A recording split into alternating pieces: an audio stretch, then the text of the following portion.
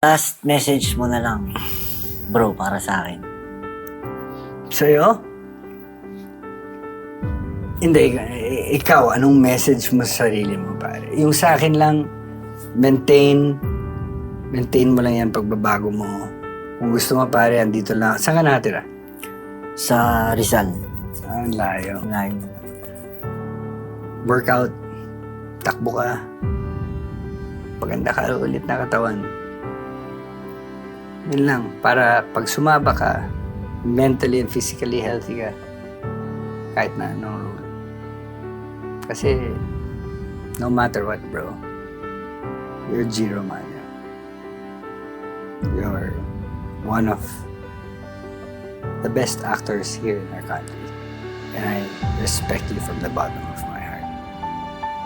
And you have a soft spot in my heart as well kasi pare, mga bata pa lang tayo mga makukulit sa ABS. Yung time yun. Ikaw, anong mensahe mo sa sarili mo, pare? Ito na lang. Message ko na lang sa'yo. Sana magtuloy-tuloy pa yung pagiging mabait mo tsaka yung family mo. Sana yun nga. Alam mo yan, mas magkaroon kayo ng happy family. Kompleto. Tsaka hindi lang mas mapalapit kayo dyan.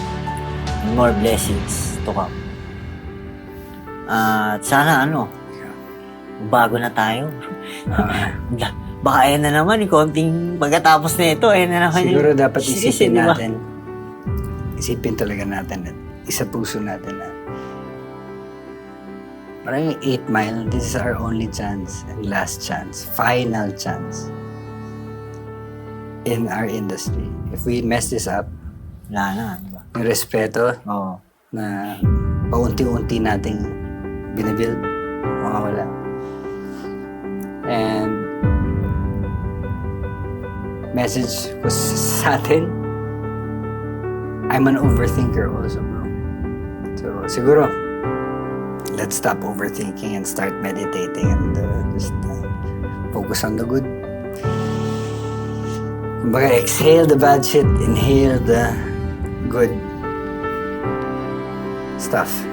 Ayan. Zero.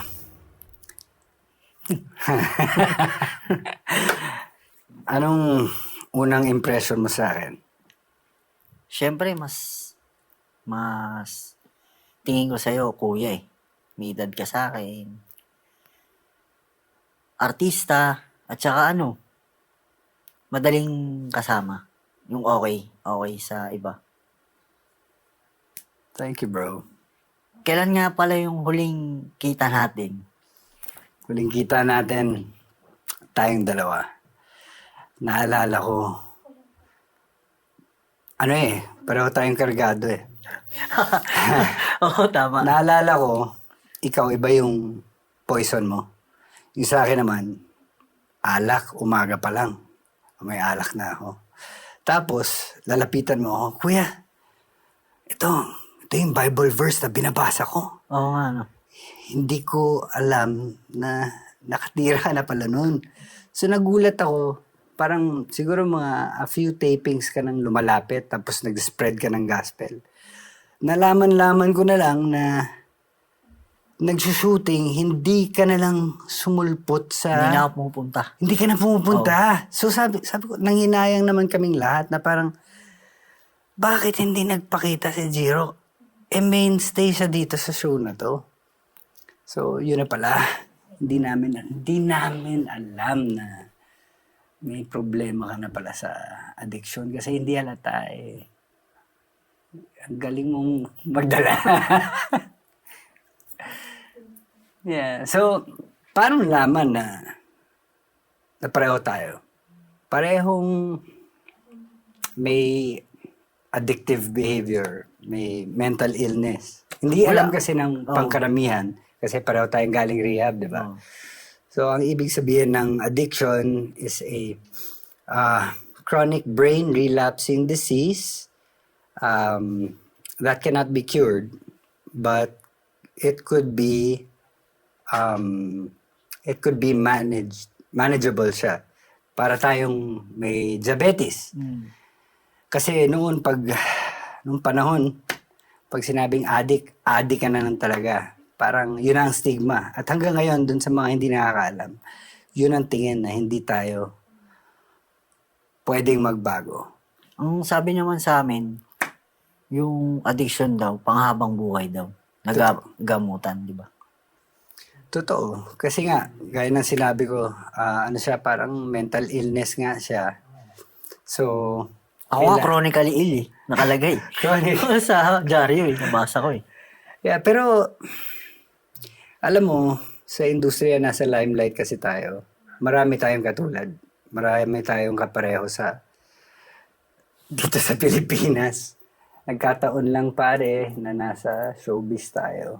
Kaya grabe rin kung i-bash tayo. Tapos yung iba, hindi pa nila naiintindihan kung ano yung pinagdadaanan natin. Yung cravings, yung illness nga, yung compulsion natin to take that first sip of that drug or sip of that alcohol. Hindi nila maintindihan na hindi natin naintindihan yung sarili natin. Diba? Na parang paggalit, gusto kong uminom, mag-celebrate. Kapag malungkot, ganun din. Pag masaya, celebrate, alak ulit. Alam mo yun? So, yung sa akin, sa atin mga addict, recovering addicts, I think it's ang bigat eh. Nawala ako bigla. Last time nanalo ka ng 2023 Asia's Best Actor sa project mo na Dollhouse. Paano mo inatake yung role? Sa Dollhouse, parang hindi na yata akong marte doon. I played Rustin as Baron Geisler na dinagdagan ko lang na, okay, anak ko ng general. Tatay ko naman kasi, halos parang general din eh. Military man. Isa rin yun sa mga rason kung bakit ako napariwara eh. Yung pagiging sobrang strict ng magulang ko. Kaya rin siguro si Rustin, yung pag-atake ko sa kanya, is a rebellious lost soul. Sa totoo, nung nandoon kami sa Netherlands, hindi ko alam kung anong ginagawa namin. Basta sabi ni Direk Marla Ancheta, 6 a.m. on the dot, aalis tayo papunta sa set, alam nyo na lines nyo. Nung pinanood ko bro, nung inedit na nila, magic, naiyak na lang ako kasama ng misis ko. Sabi, wow, ngayon ko lang naiintindihan yung magic ng editing and trusting my directors. Pero ito pare, may iba naman. Bakit mo binenta ang award mo for 75,000 pesos? Gawad urian yun, pare. Napaisip din ako eh. Bago namin mapag-usapan yan. Pero talaga kasing naengganyo ako sa Pinoy Pound Stars. Sa dami ng trophy ko sa bahay na naka-display doon, tinignan ko. Sabi ko pa nga, daling ko na lahat eh. Nilalagay ko na eh. Inawat lang ako eh. Ni Daddy sabi, huwag mong dalhin lahat. Sabi niya. Sabi ko, sure ka? Isa lang. Ito lang muna. Wala pa akong pinipili. Kinuha ko yung FAMAS. Ito na lang kaya. Kaso kasi best child actor lang nakalagay dito eh. Asan ba yung best actor? Hinanap ko yung Gawad Urian. Doon pala nakalagay yung best actor. Nagpaalam naman ako sa buong pamilya ko na kailangan ko ng konting pang Christmas, pang New Year, sabi ko. Dadaling ko kay Boss Toyo, sabi ko. Tsaka ang sabi ko, pinaliwanag ko sa kanila, isasama to sa museum pag nagpatayo si Boss Toyo ng Mm. yun, Totoo. mga ibang artista rin na nagbebenta sa kanya. Oo. For clout, naintindihan ko. Pero wala sa isip ko yung ibenta. Ang sinasabi ko nga kay Boss Toyo, wala akong idea, boss eh. Nung tinanong niya ako magkano, doon ko na naalala yung sa YouTube na pinapanood ko. Tawaran pala. Oo. Kaya, ayun, bumagsak ako sa 75,000. From 1 million, di ba? Hindi, 500. 500,000 to 75. Okay na yun. Buti nga, naibenta mo yun sa'yo. Akin, nasunog lahat. So, para sa akin yan, bilang aktor, hindi naman sa baliwala yung mga awards. Hindi ko na sa pag umaarte ako, hindi ako umaarte para magkaroon ng awards. Hindi mo. Umaarte ako para mag-entertain ng tao. Oo, nakakapanghinayang. Kasi tinanong ko, magkano po kung ipapagawa ko lahat, ipapareplicate ko sa mga award-giving bodies po ang mga awards na to. Ang sabi, baro na abutin ka ng mga 500 plus thousand. Sabi ko, okay lang. At least nasa database. So, sometimes we don't need awards anymore. Kasi Nanalo ka sa Dalos, di ba? we've proven ourselves na in the industry. So, siguro, yung sa atin, magpasaya na lang ng tao, di ba? Yung mga ganun. So, I had a good time filming. Ito bro. Sa dami ng kontrobersya mo noon bilang artista, alin doon yung parang naging wake-up call mo?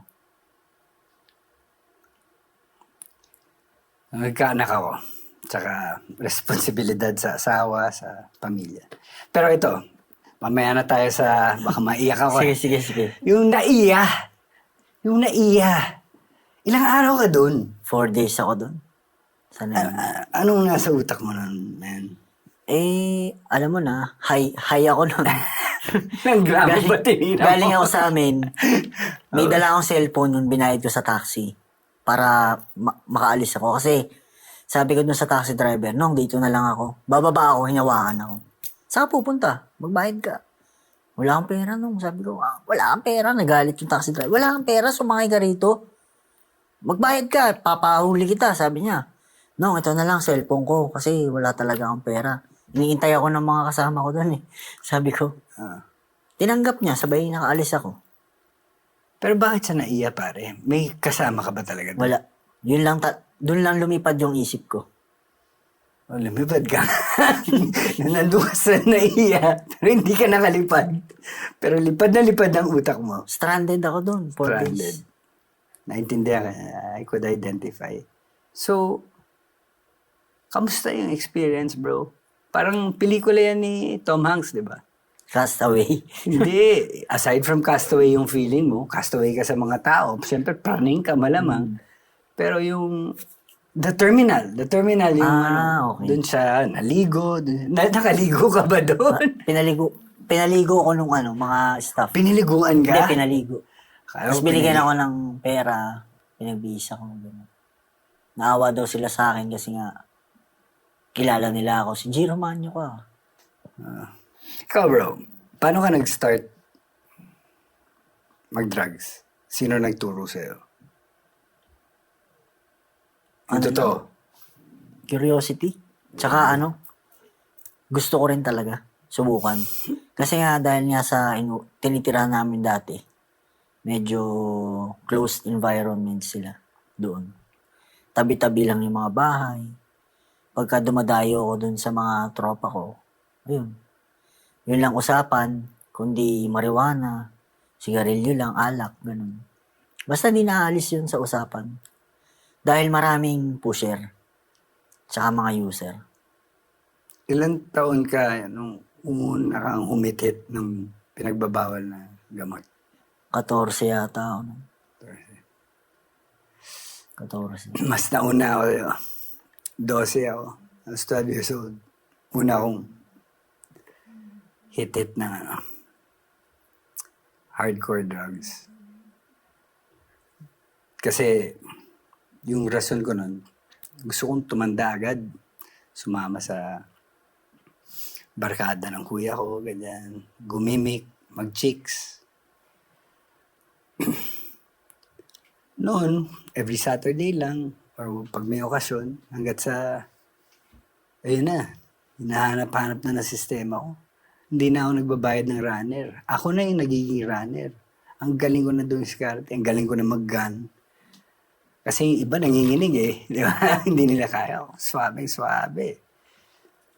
And then, gumanon yung career ko, nag-stop ako mag-drugs. Nalipat naman. So, ang tawag naman doon is cross-addiction.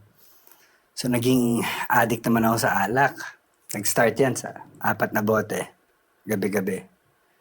Walang araw na hindi ako lasing o nakamariwana. Kasi pare, noon, yung backpack ko, gusto pa yung mga buntot ng pusa. Alam mo yun? Punong-puno yung sponsored pa nga yung bag ko, pero tabing ilog, di ba? Akala mo, mga malilinis kami, di ba? Ang cute-cute.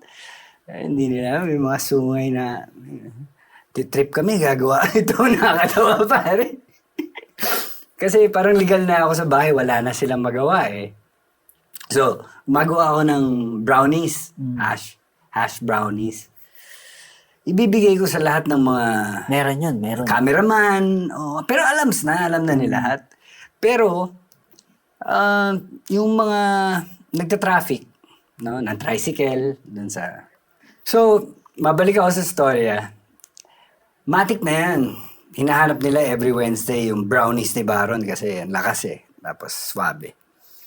So, this time, ginawa kong extra strong. So, yung nagta-traffic ng mga tricycle, dahil nag-shoot kami sa bahay, school day parate yan. Wednesday school day, maraming tricycle na dumada.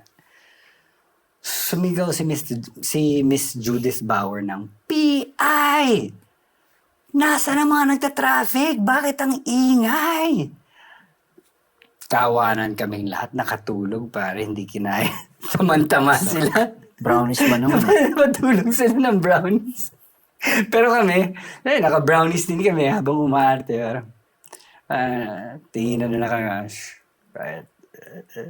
Ang saya lang. Ang saya mag-trip. Yung mga times na yan. Sa stage ng buhay mo, pare, pinagdudahan mo ba ang Panginoon? O question mo ba na parang, Lord, bakit ako? Bakit ganito? Yun ang hindi ko magagawa kasi una sa lahat, di ko naman siya nakikita. Tsaka kasabihan na siya ng maraming tao. Kumbaga, naging independent lang ako sa sarili ko nun habang nag-aartista ako. Ang tingin ko sa sarili ko, simpleng tao lang. At saka nakakatulong ako sa family ko. Yung nabibili ko yung gusto ko.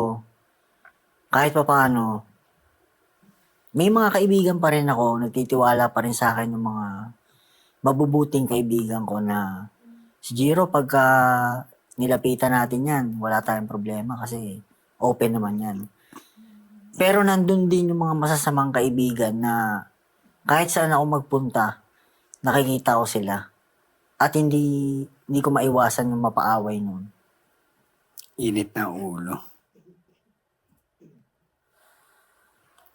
Siguro punuan ng galit kasi bro, naalala ko noon, na una, okay lang, hindi ka matitrigger pare. Hindi, okay lang. Kasi nawala yung magulang mo eh, diba? Tapos ikaw na lang mag-isa nun. So, parang ulila. Sino nag-aalaga? Ulila na rin kasi ako sa mother and father. Ang nag-aalaga sa akin yung daddy ko.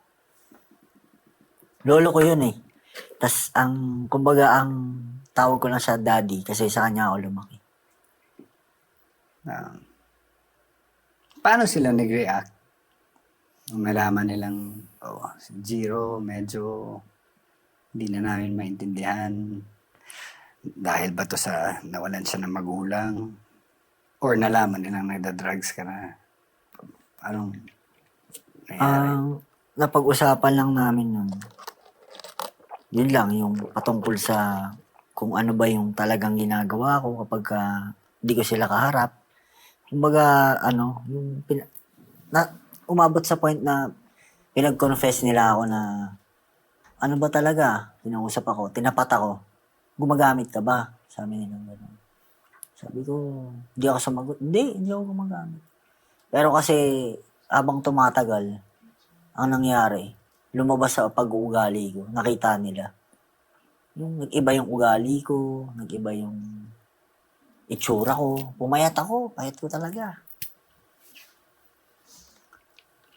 Natatandaan ko naka-jam ko yung girlfriend mo.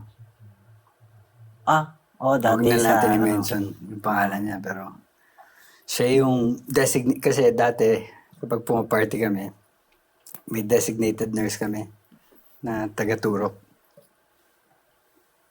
So, pag pababa na yung party drug, siya yung kailangan may mentally aware. Ganun kami mag-trip noon. Organized party, drug party. Daming sinayang na pera, pare. Ganon ka rin ba? Nagsisi ka ba na parang, ganito karaming pera na wala sa akin. Hindi ako nakapag-ipon. Kung sana hindi ko tinuloy yung mga pagbibisyo. Siguro na nandito ako sa estadong to. May career ako na sobrang ganda.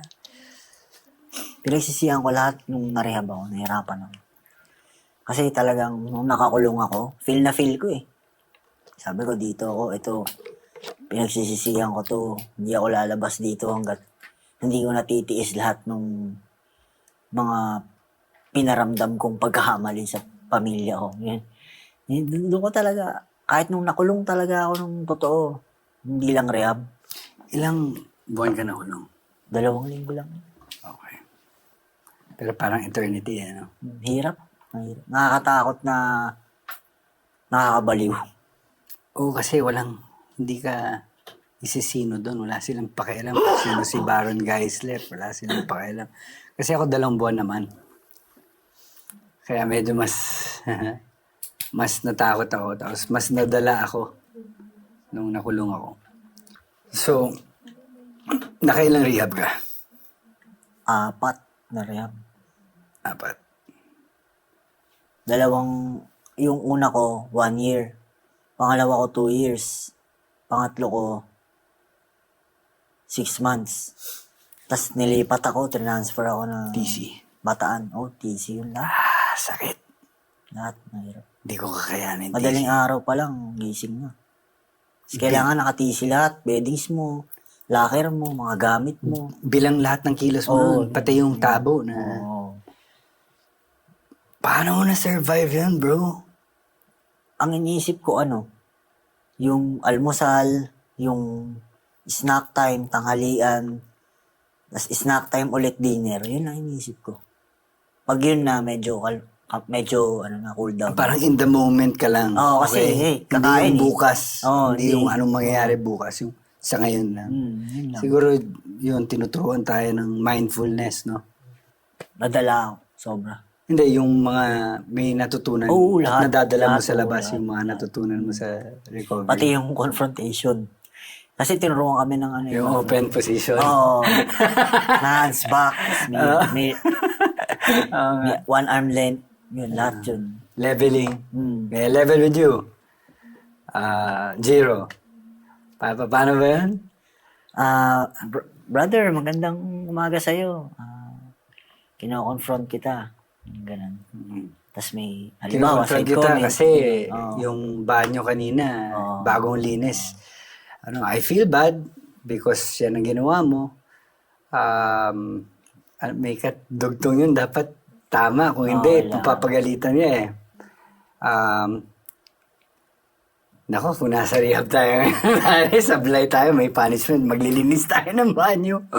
May mga konting tae pa ng tao yun. Ano yung pinakamahirap na part pag nasa loob ka? Yung pagmimiss sa pamilya, pare. Kasi, nung 2020, nag-relapse ako, bro. Hardcore yung relapse ko. 2018 yung sineryoso ko yung, diba? So, 2 years, nag-backslide ako. Hindi 2 years ako nag-backslide. Papunta na sana ako ng Cebu.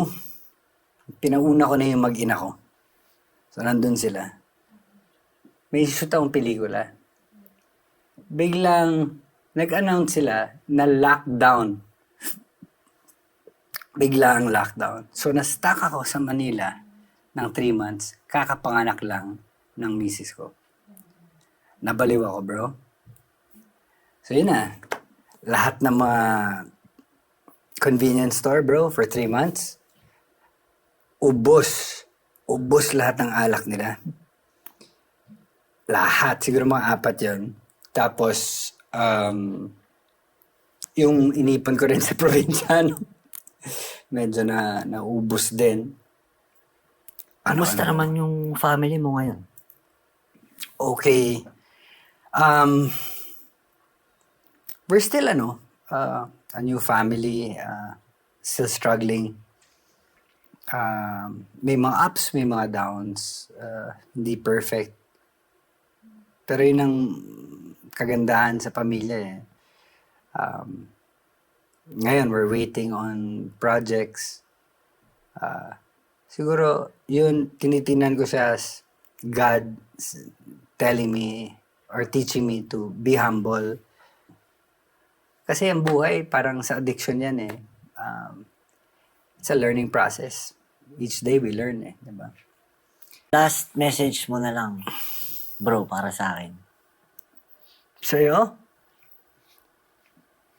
Hindi, ikaw, anong message mo sa sarili mo, pare? Yung sa akin lang, maintain mo lang yan pagbabago mo. Kung gusto mo, pare, andito lang. Saan ka nakatira? Sa Rizal. Ang layo. Ngayon. Workout, takbo ka. Paganda ka ulit na katawan. Yun lang, para pag sumaba ka, mentally and physically healthy ka. Kahit na anong role. Kasi, no matter what, bro, you're Jiro Manyo. You're one of the best actors here in our country. And I respect you from the bottom of my heart. And you have a soft spot in my heart as well. Kasi pare, mga bata pa lang tayo yung mga makukulit sa ABS. Noong time na yun. So,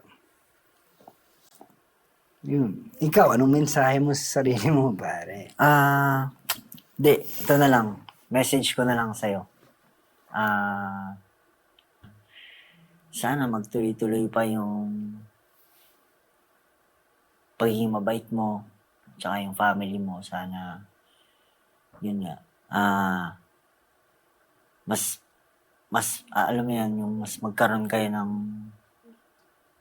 happy family.